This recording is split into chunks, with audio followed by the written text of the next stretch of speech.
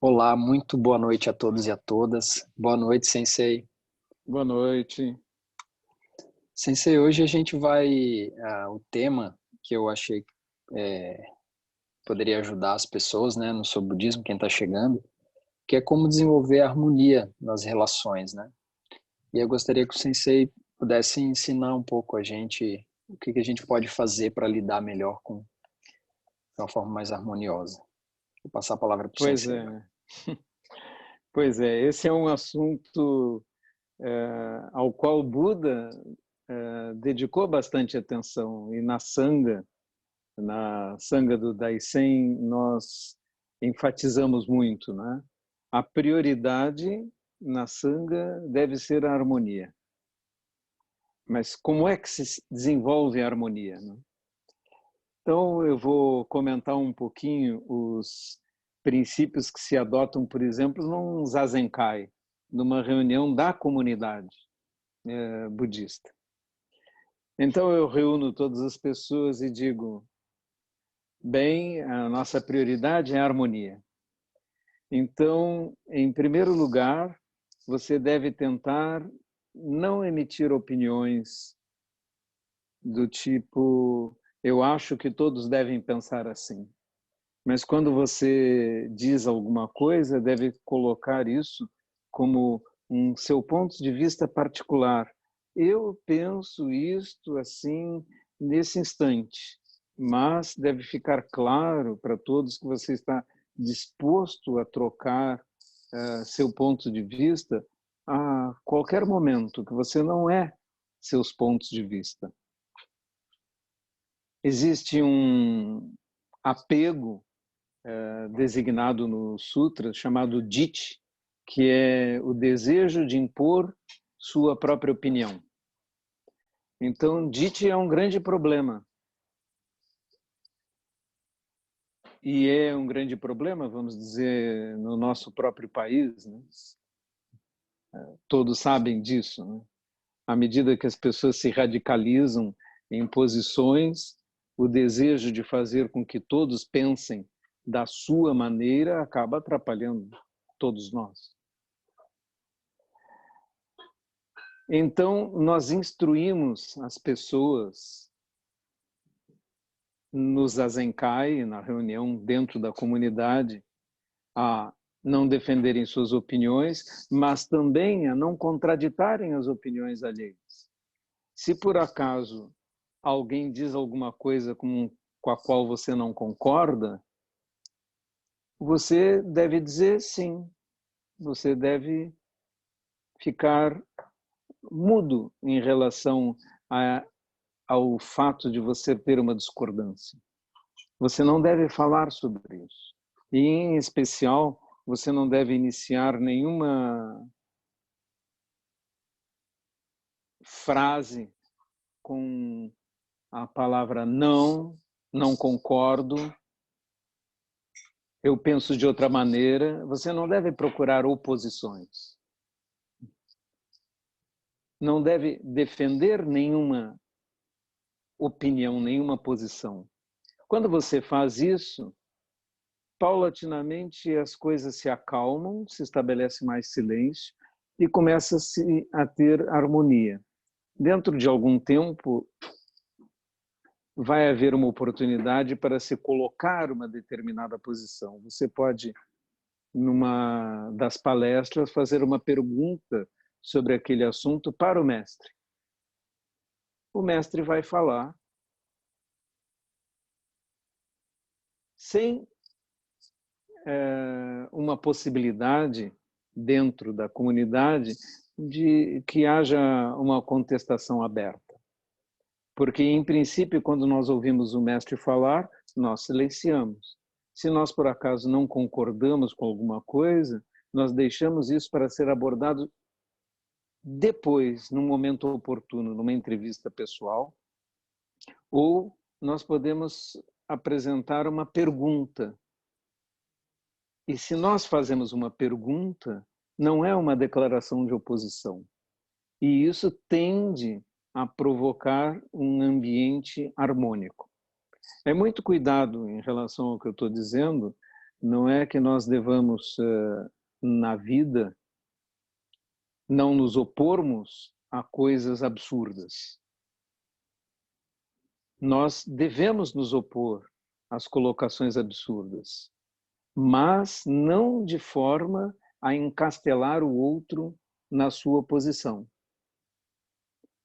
Uma boa pergunta é quando alguém faz uma declaração absurda, por exemplo, racista ou homofóbica ou totalitária, nós devemos perguntar: em que você baseia essa opinião?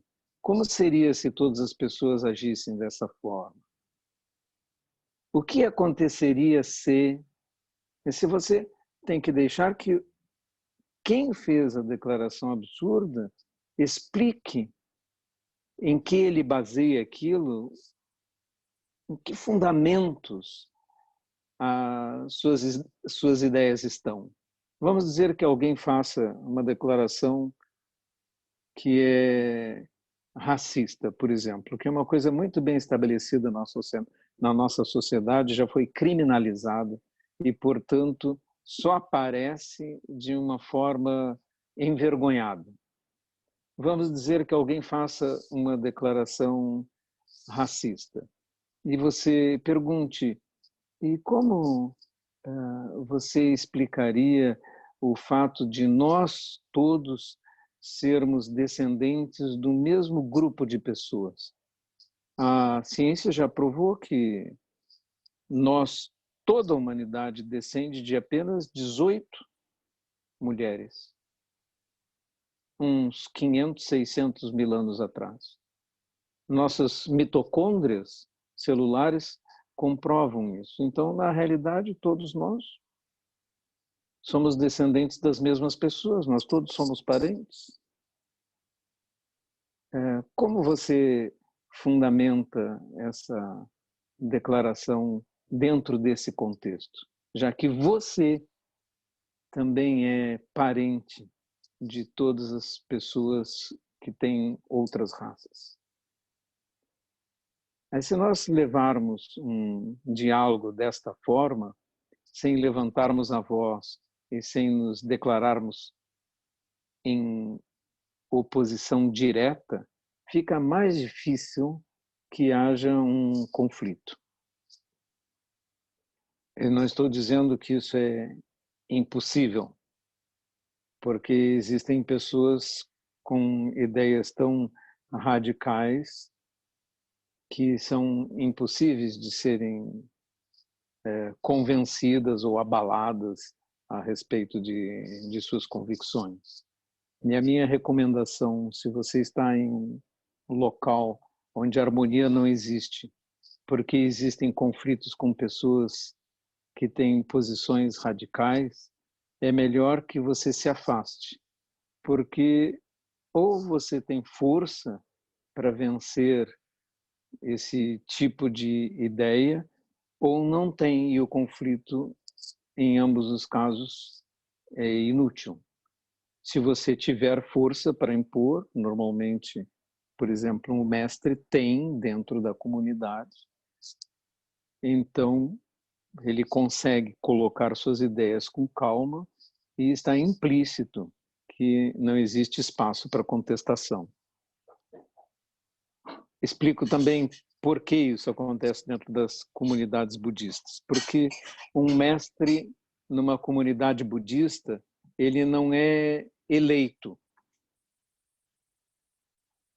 Um mestre é alguém que você escolhe para aprender com ele. Você vai até a comunidade, escolhe o mestre, a escola vem junto. É isso que sucede. E se você não gosta da maneira como o mestre ensina, cabe a você ir embora. Não existe a possibilidade de dizer: eu não gostei do mestre, vamos substituí-lo por outro, ou eu vou ocupar o lugar do mestre, porque as minhas ideias são melhores do que a do mestre. Isso não existe dentro de um caminho espiritual. Então, as comunidades não são construídas desta forma. Por isso, fica mais fácil você estabelecer harmonia, porque você pode ir lá consultar o mestre. Se nós nos remetermos aos próprios tempos de Buda, mesmo Buda, em alguns momentos, não conseguiu fazer com que a sua opinião fosse aceita, ou seu ensinamento fosse aceito por todos. Haviam pessoas que não gostavam do ensinamento de Buda, haviam pessoas que iam até Buda para contestá-lo, e em uma ocasião seus discípulos entraram em conflito que ele não conseguiu parar, então ele simplesmente se retirou. Aí os alunos foram até ele pedir, por favor, retorne, porque sozinhos nós só teremos conflitos. De modo que essa pergunta tem muitos lados, tem relativizações para serem feitas, mas o caminho da harmonia são certas condutas não conflitivas que nós devemos cultivar. Muito obrigado, Sensei, pela resposta. Tenho certeza que vai ajudar muito todos nós. E agora a gente vai abrir para perguntas. Quem tiver pergunta é só enviar pelo chat, tá? Por favor. Durante a semana abri uma caixinha de perguntas pelo Instagram do Sobre Budismo, e aí tem algumas aqui. Uma moça perguntou como não ter nem apego nem aversão. Na verdade, para não termos apego nem aversão, nós temos que ir para a raiz dessa questão. Temos apego ou aversão porque nós temos um ponto referencial. E esse ponto referencial é meu eu, minha personalidade, meu ego. Então é este eu que diz, eu tenho aversão, eu não gosto. E é este mesmo eu que diz, eu gosto. Então, estas duas atitudes são escolhas que o eu faz. Um treinamento que os monges fazem nos monastérios e que nós levamos para os nossos retiros nós vamos servir comida. Mesmo que você não goste de algum prato, você deve se servir um pouco dele e deve comê-lo. Não há nesse treinamento, não há uma licença de escolha. Gosto disso, não gosto daquilo. Não gosto de abóbora. Na hora de ser servido, o máximo que você pode fazer é pedir um pouco. E vai ser servido um pouco, mas você vai comer. Mas você vai fazer isso em todas as refeições. Para algumas pessoas é um problema. Mas, depois que você passou um tempo num monastério ou qualquer coisa assim, você aprende que se você não gosta de algo, mas comer 10 vezes, você passa a gostar. Porque seu corpo identifica como uma coisa benéfica. E, na realidade, isso é um hábito, são hábitos que nós adotamos no passado e, por algum momento, desenvolvemos uma marca kármica, recusamos um alimento, dissemos que não gostávamos e pronto. E aí, para reforçar nossa personalidade, nós ficamos declarando isso sempre, nos agarramos a isso e acabamos, então, desenvolvendo uma aversão. A mesma coisa funciona para os apegos. Nós criamos hábitos, fazemos marcas, e à medida que nós repetimos aquela atitude ou aquele hábito, ele se reforça.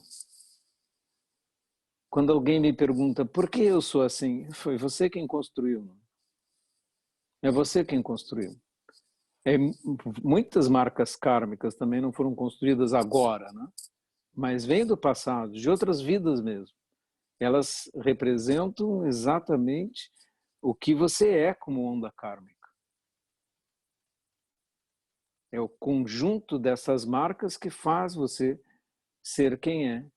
mas você desenvolveu essa personalidade. E tudo que você desenvolveu e fez como marca kármica também pode ser removido e modificado. Não existe nada permanente nesse mundo.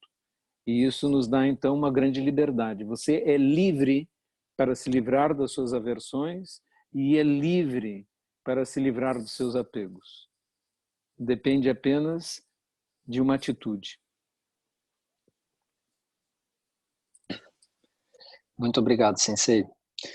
A próxima pergunta é aqui dos nossos participantes que estão ao vivo. O Ian Sandrini perguntou o que diz no budismo sobre o uso de tabaco. Aí ele fez mais uma pergunta, né? O uso de tabaco é contra o quinto preceito? Não, o tabaco não é interpretado como uma droga alteradora da consciência, embora ela tenha efeitos como calmante e também um efeito que a nicotina tem é dar a sensação que estamos mais inteligentes, mais alertas. Então, são dois fenômenos, dois efeitos do tabaco que fazem entendermos facilmente porque ele é tão popular, não é? E, em geral, todas as drogas têm isso. Seu efeito é algo proveitoso no primeiro momento.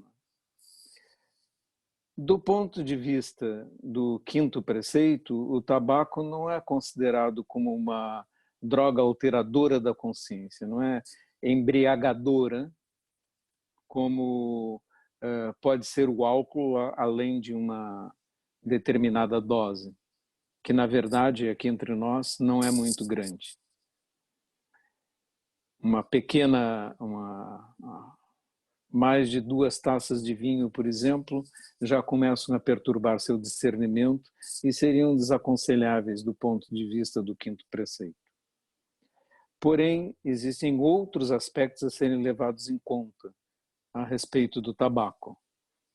Os pulmões não foram feitos para respirar fumaça e existem efeitos deletérios sobre a saúde já muito bem estabelecidos. E você tem o privilégio de ter um corpo humano. E a nossa vida é insuficiente para tudo que nós gostaríamos de realizar em termos de crescimento espiritual. Então, evidentemente, o tabaco não é aconselhável. Por uma questão de respeitar aquilo que você tem neste momento, que este corpo é seu instrumento de treinamento. De modo que nós, nos nossos retiros, né, nos retiros do Daisen, nos retiros que eu conduzo, está implícito que fumar não é permitido.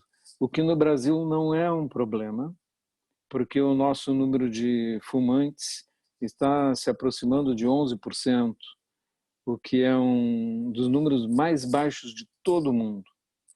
Mas em outros países a realidade não é essa. E podemos ver em retiros budistas pessoas saindo lá para o jardim para fumar um cigarro, não é? O que para brasileiros hoje, né, praticantes budistas, quando veem isso num país como a França, ficam chocados. Mas é simplesmente um resquício de um mau hábito ainda existente. Muito obrigado, Sensei. A próxima pergunta é do Alzevi. Como fazer para perdoar uma traição em uma relação matrimonial e seguir sem culpa? É isso, né? Resumindo é isso. Como fazer para perdoar uma traição matrimonial? Na realidade, nós estamos falando de uma deslealdade, né? Houve uma combinação, e aí provavelmente ela incluiu uma mentira, incluiu um desrespeito com a combinação anteriormente estabelecida. E é isso que leva o nome de traição. Mas de onde vem verdadeiramente a mágoa que você carrega com a traição? Vem da sua autoestima, que está ligada ao seu eu, ao seu ego. Você acha que de alguma forma tem direito a uma espécie de propriedade, que não pode continuar adiante,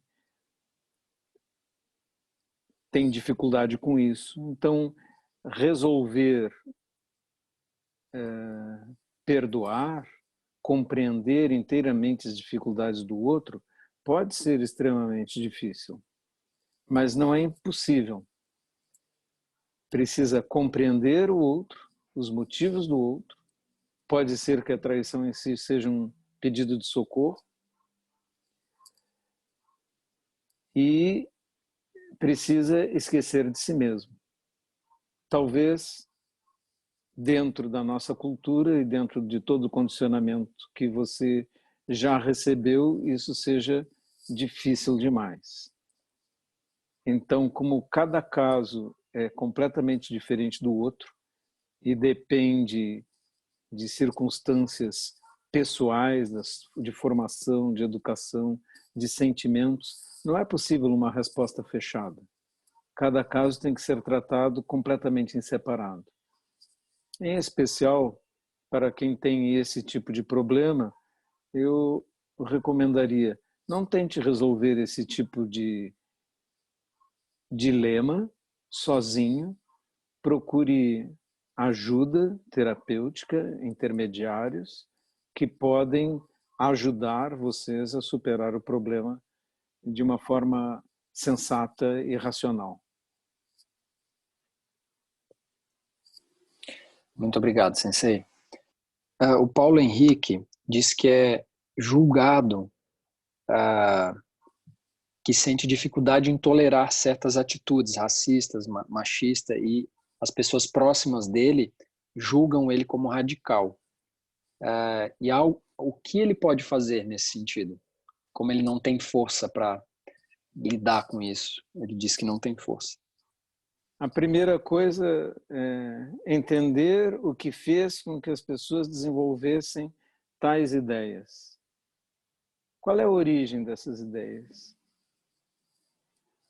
Muitas vezes, por exemplo, homofobia é medo das tendências homossexuais que a pessoa tem dentro de si.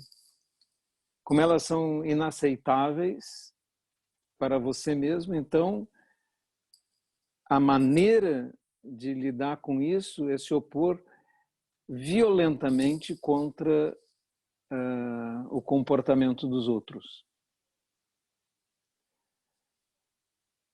Esse fenômeno é bem conhecido.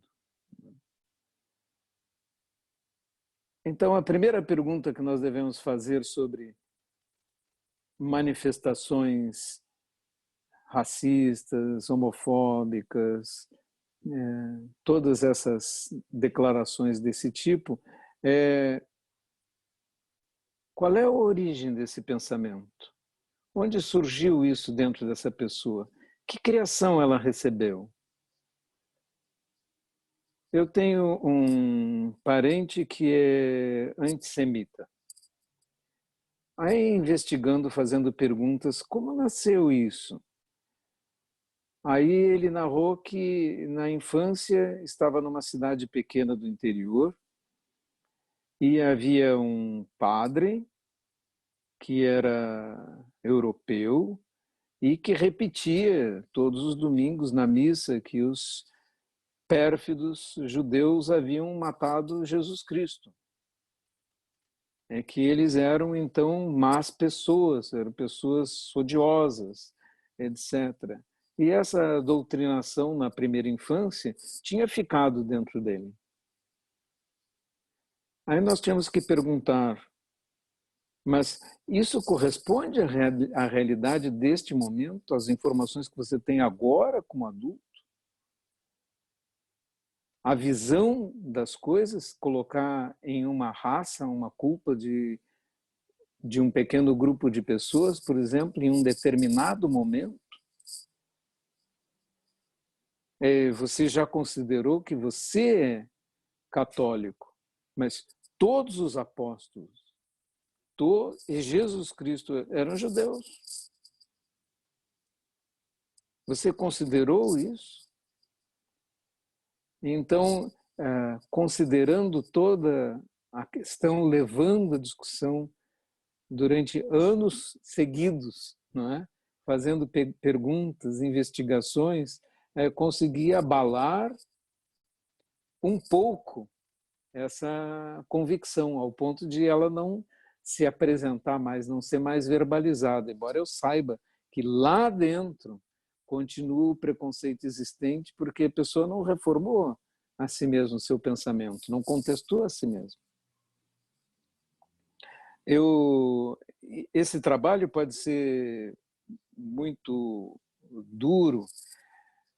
Eu li um livro chamado Infiel, de Ali Ayyan, uma moça genial somali que sofreu ablação do clitóris e dos lábios quando criança, etc. Foi educada no mais radical dos islamismos, usou burca e viveu na Somália, no Quênia, e um dia ela, sendo forçada a um casamento, colocada num avião para ser remetida ao Canadá para casar com uma pessoa que ela sequer conhecia, ela fugiu em Frankfurt e conseguiu asilo na Holanda. E depois que lhe deram asilo e ela descobriu que podia mostrar os braços, por exemplo, na rua, sem que os homens ficassem enlouquecidos, ela foi para a universidade e estudou. E estudando filosofia e sociologia, tornou-se uma pessoa muito inteligente, muito culta. E um belo dia ela se olhou no espelho e disse: eu não acredito nesse sistema de crenças, né? E ela escreveu um livro dizendo isso, e foi eleita para o parlamento holandês. Hoje ela é casada com o grande historiador inglês de Oxford, Niall Ferguson. E a sua vida sofreu uma revolução imensa. Foi condenada à morte por uma fátua, né, pelos fanáticos islâmicos. E então ela tornou-se uma ponte no Ocidente. Mas ler esse livro, Infiel, que ela escreveu sobre a sua própria trajetória, dá a ideia de que para remover fanatismos ou ideias erradas inculcadas desde a infância em você, pode ser um trabalho de anos, um trabalho muito longo. Então nós temos que compreender que essas pessoas também que expressam essas ideias, tiveram essas ideias introjetadas durante muito tempo, e não é em uma discussão de 5 minutos que você vai removê-la. Eu recomendo esse livro, Infiel, para todos que puderem ler, sem que isso implique numa crítica ao islamismo não radical, mas em uma lição de como é difícil remover marcas longamente introjetadas através de uma educação e de uma doutrinação em todo o país em que você vive.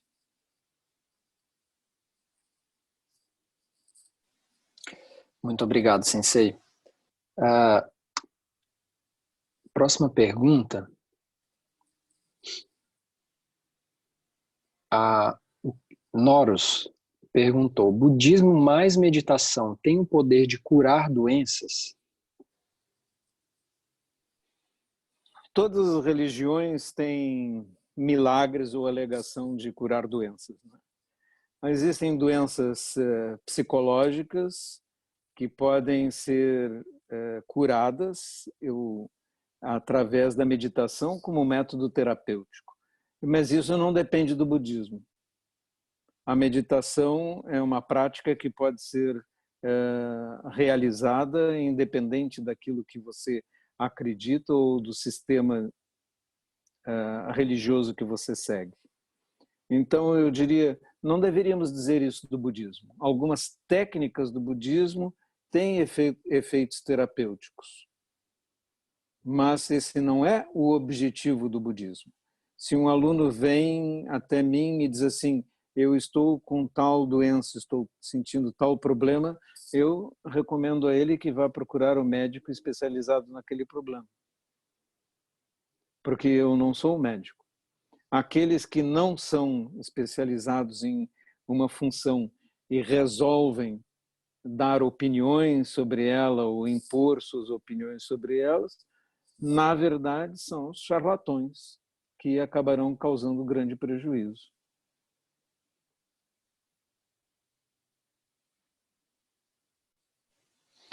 Muito obrigado, Sensei. Tem mais uma pergunta. A Lê. Qual a idade aconselhável para introduzir os ensinamentos do budismo para crianças? Bem, os ensinamentos mais básicos, como karma, impermanência, desde a primeira infância podem ser colocados. Eles são coisas muito simples, né? Quando um copo cai e quebra, nós varremos os cacos. Isso não é motivo para gritar ou se irritar com ninguém. Eu acho um absurdo que uma criança seja repreendida aos gritos porque quebrou uma coisa, porque quando um adulto quebra, ninguém grita com ele. E ela não tem a mesma coordenação motora de um adulto. Isso já é um ensinamento. É quando você é criança, se em sua casa não se dizem palavrões ou não se grita, isso já é um ensinamento. Paciência é um ensinamento budista. Tolerância é um ensinamento budista. Não haver assunto que foi várias vezes levantado no início dessa live, declarações racistas ou semelhantes, é ensinamento budista. Preconceito não é ensinamento budista. Buda sempre lutou contra isso.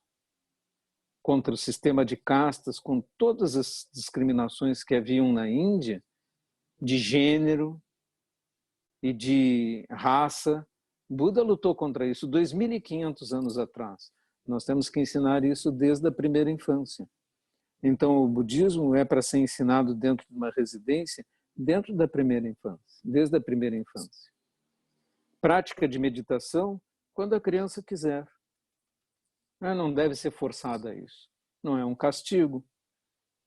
É simplesmente, papai senta. Você quer sentar junto com o papai? Pode sentar. 5 minutos, cansou, se levantou, quer ir embora? Tudo bem, meu filho. Papai continua. Mas se ele tem seu próprio tempo para a prática, mas os princípios morais e as virtudes são fáceis de serem ensinadas e devem estar presentes não só nas palavras, mas nos atos dentro da família. Porque, como dizia um professor meu, os filhos estão olhando para as suas costas. Ou seja, eles estão olhando para os seus atos, não para o que você prega. E isso é o ensinamento budista. Muito obrigado, Sensei.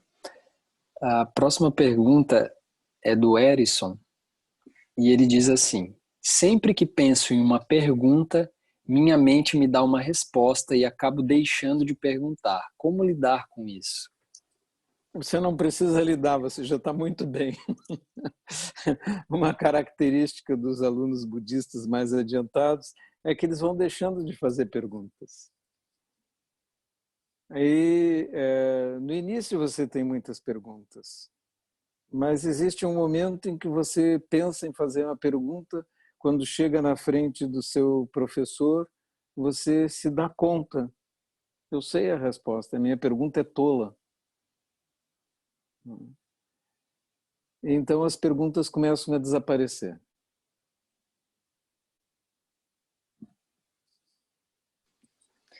Muito obrigado, Sensei. A próxima pergunta é do Bernardo. Eu acredito que ele colocou um não aqui, mas ele perguntou como não ter uma mente maleável. Eu acredito que ele perguntou, na verdade, como ter uma mente maleável, né?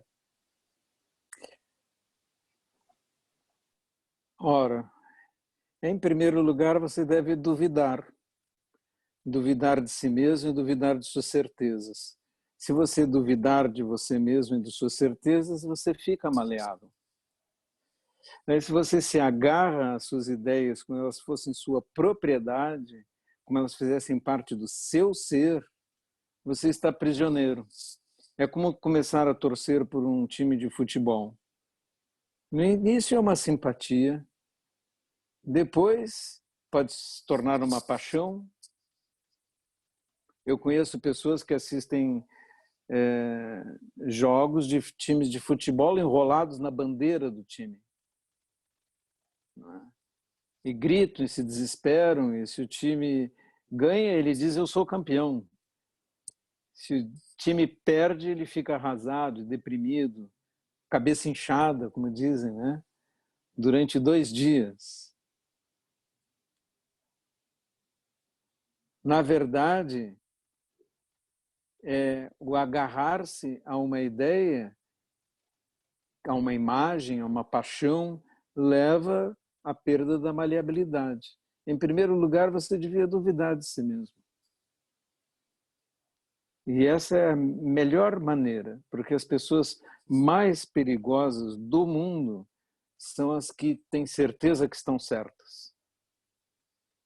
Essas pessoas abandonam seus professores, abandonam os caminhos razoáveis, maleáveis, né? E adotam caminhos radicais, porque elas estão certas, então não ouvem mais nada.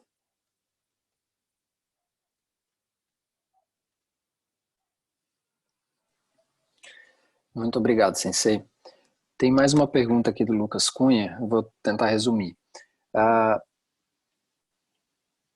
Quando nós temos ações de bondade e as pessoas respondem com maldade, como a gente deve lidar com isso? Não tem nada para lidar. Você fez o que era a sua natureza fazer, você fez a bondade. Se houver um retorno de maldade, é a outra pessoa que tem aquele karma, é aquela pessoa que está agindo daquela forma, não é você. Nós agimos segundo nossa natureza, não é? Então, eu tenho uma mangueira aqui no jardim. Ela dá mangas. Não adianta eu ir até a mangueira e pedir a ela que me dê limões. Ela dá o que é da sua natureza. Se a sua natureza é fazer bondade, você deve estar muito feliz com seus frutos, com aquilo que você faz. Porque nós não devemos ser pautados pelas ações dos outros. Havia um homem que se levantava todos os dias e ia comprar o jornal na banca de um jornaleiro que havia na esquina, que era um homem muito mal-humorado. E ele dizia: bom dia, seu Gabriel, como vai o senhor? E o jornaleiro nem respondia. Está aqui seu jornal. Pegava o dinheiro e botava no bolso. Até logo, seu Gabriel. Não. E aí outro homem perguntou a ele: mas por que você sempre age tão gentilmente com esse jornaleiro, que é uma pessoa tão mal-humorada e que nunca responde seus cumprimentos?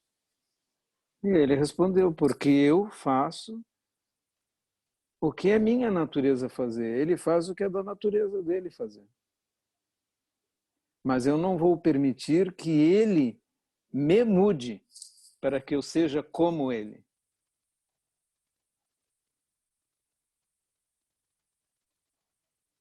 Então, de certa forma, a resposta é muito simples. Haja segundo sua natureza. Não deixe que os outros governem você.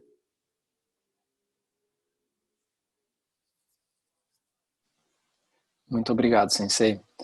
A outra pergunta é da Daniele. Devemos insistir em manter um contato com quem nos faz mal? Não, não necessariamente.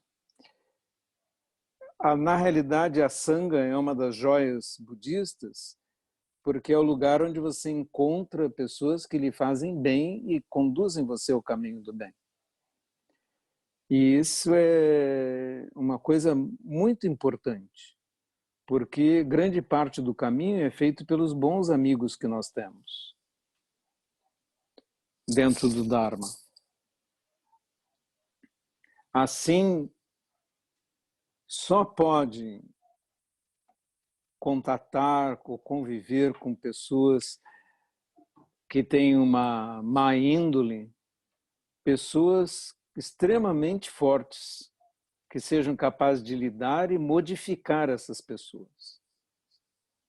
Conta-se que Buda encontrou um assassino, Angulima, que era famoso, criminoso, e o transformou em monge budista. Mas Buda tinha capacidade para transformar Angulima.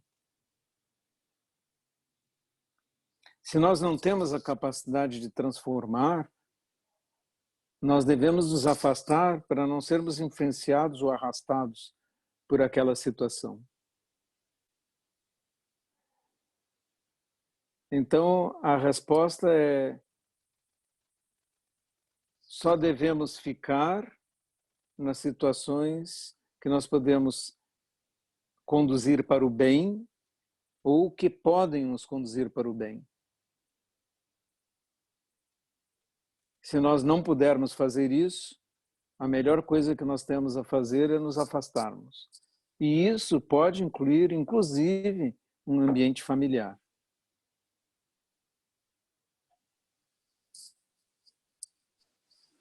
Muito obrigado, Sensei. Isso já casa com uma próxima pergunta do Railan. Como lidar com parentes controladores que não respeitam seu espaço e suas escolhas? Acho que está respondido na pergunta anterior, não é? Se você não pode resolver a situação, é melhor que você arrume uma forma de se afastar. Porque se assim não for, isso vai gastar toda a sua energia durante muito tempo e você ainda não vai conseguir realizar aquilo que desejaria de sua vida.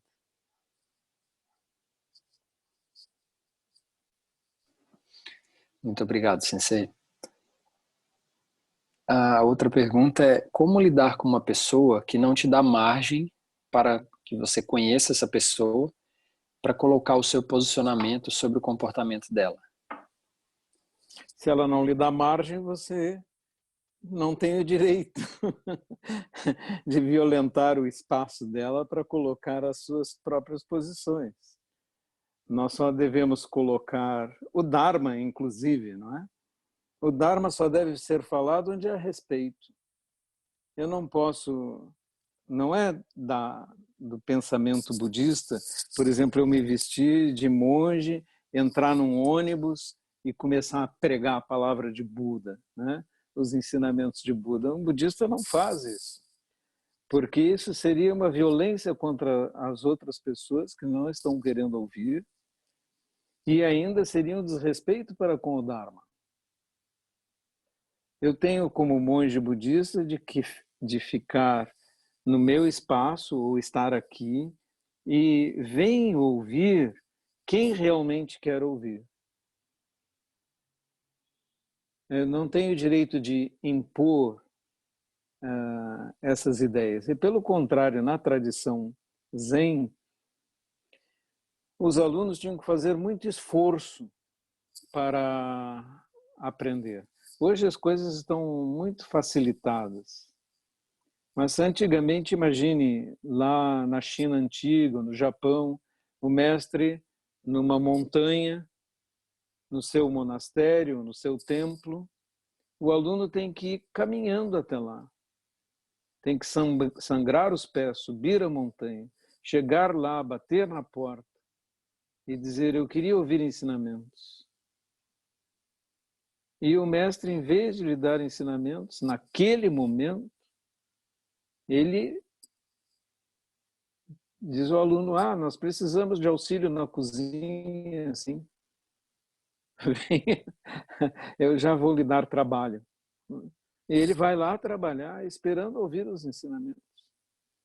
Esperando que em algum momento os ensinamentos estejam acessíveis, mas antes ele tem que demonstrar com o seu corpo, com o seu esforço que realmente quer aquilo.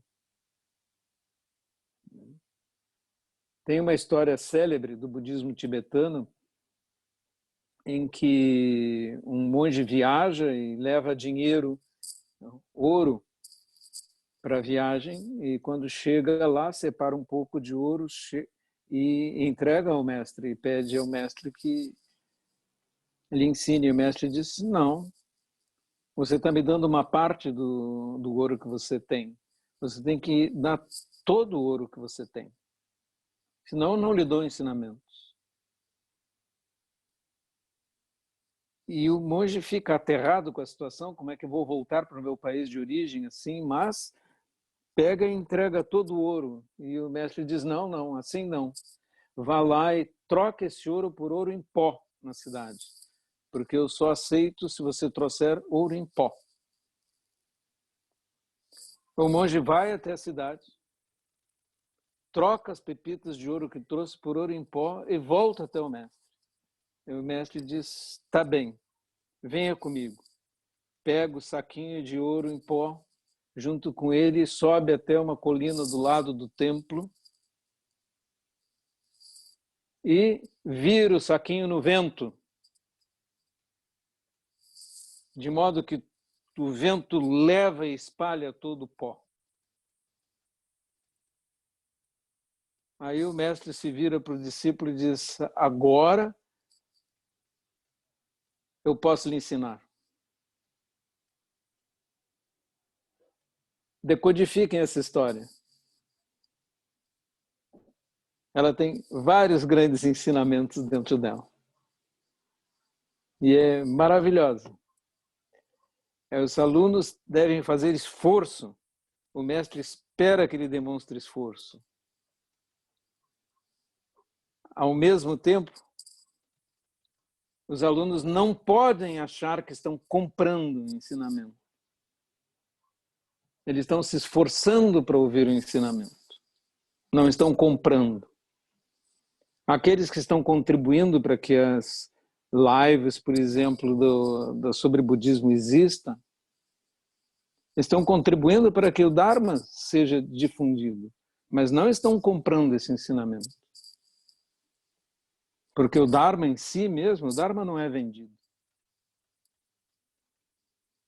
Mas se você não fizer esforço nenhum, não subir a montanha, não carregar o ouro, não entregar, então você também não merece ouvir. Mas o mestre não está nem aí para o ouro. Ele, transformado em pó, vira no vento. Não há problema algum quanto a isso.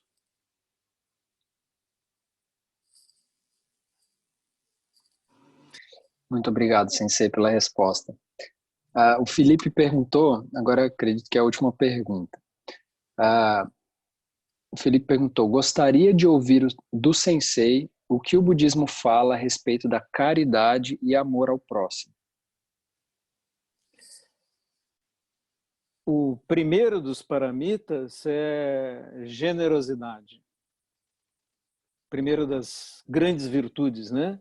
É a generosidade.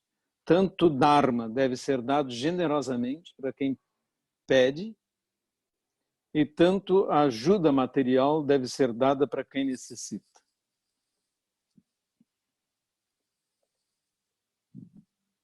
Esse generosidade tem o nome de dana, né? Então, nós somos responsáveis por todos os outros seres em volta. E não podemos ser apegados às coisas, aos bens materiais, nem ao Dharma. Agora, quem não enxerga a realidade de que é necessário sustentar os meios de difundir o Dharma, também não está compreendendo nada. Eu já vi gente dizer assim, esses ensinamentos, alguém vem e pede-se uma contribuição para uma palestra de um mestre. E alguém vem e diz assim, não, isso tinha que ser dado de graça. Na verdade, o que ele está dizendo é, eu quero que alguém pague em meu lugar. Porque se um mestre tiver que fazer uma viagem, tiver que chegar em algum lugar, tiver que se hospedar num hotel, tiver que comer, alguém vai pagar. E se ele não quer ajudar para que isso aconteça, então ele não está compreendendo o que é generosidade. E se alguém não tem dinheiro, ele sempre pode dizer, eu posso carregar coisas, ajudar a limpar uma sala, eu posso trabalhar. E sempre vai se dizer que sim,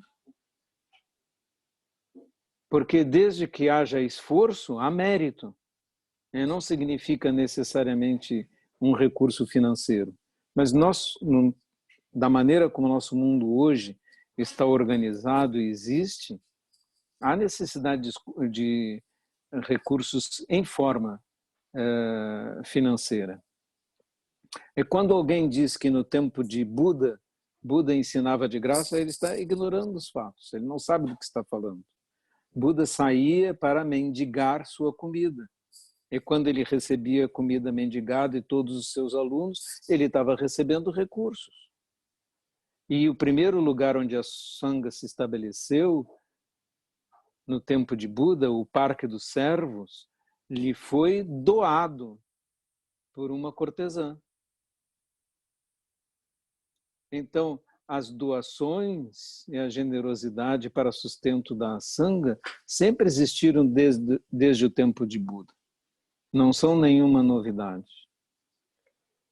E a caridade, para todos que têm necessidades, é simplesmente uma expressão da compaixão e uma expressão da generosidade.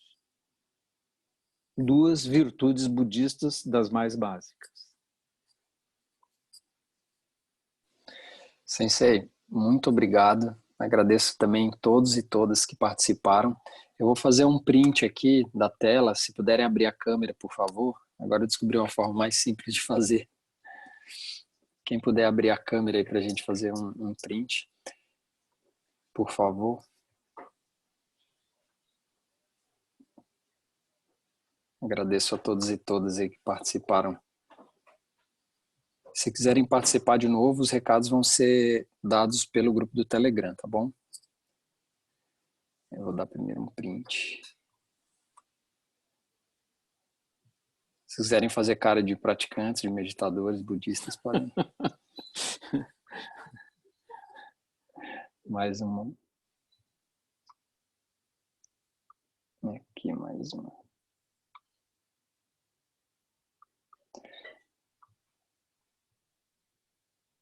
Pronto. Sensei, muito obrigado. Boa noite. Boa noite a todos. Muito obrigado. Um abraço.